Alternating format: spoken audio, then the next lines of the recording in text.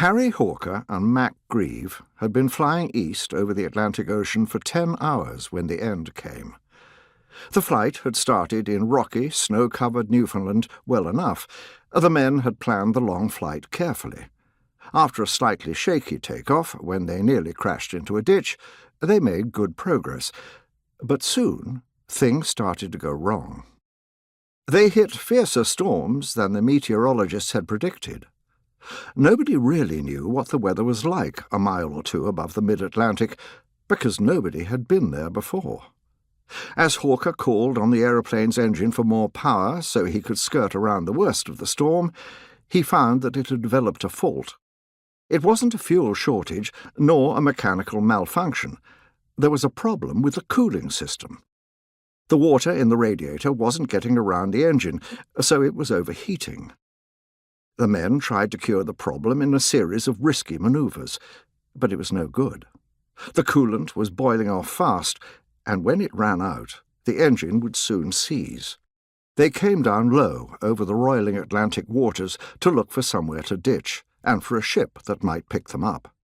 2 hours of searching, as the radiator's pressure relief pipe spewed steam in front of them, proved fruitless.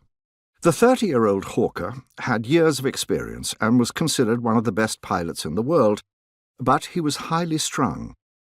When things were going wrong, he could be moody and impatient. He struggled with the controls as the storm tossed the aeroplane around the sky. It was like cresting a roller coaster repeatedly, and the pit of his stomach heaved each time. Before long, he was vomiting over the open side of the cockpit. Grieve, the navigator, was a Navy man, 9 years older than his partner and more stolid. He had been trying to work out their position with his sextant, drift indicator and compass, but the rain squalls and dense clouds had cut him off from the sun and stars, even if he could have held the sextant still enough as the aircraft lurched. In the end, he joined Hawker in scouring the sea for salvation. They flew back and forth in a zigzag, but the scene, what little of it they could glimpse as they stared into the storm, never changed. The sky was theirs and theirs alone. The ocean, a turbulent grey waste 400 feet beneath their cockpit, was hiding the steamships that ploughed its frigid waters. The wireless set that might have alerted a ship to their distress hadn't worked all through the flight.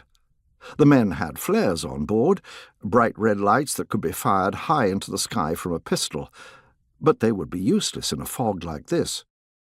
The cloud was too thick, and flares would sputter out in moments anyway. The two aviators had flown 1,000 miles from Newfoundland in their 2-seater aircraft with its open-topped cockpit. They'd have to fly another 1,000 to reach where they planned to go, Ireland.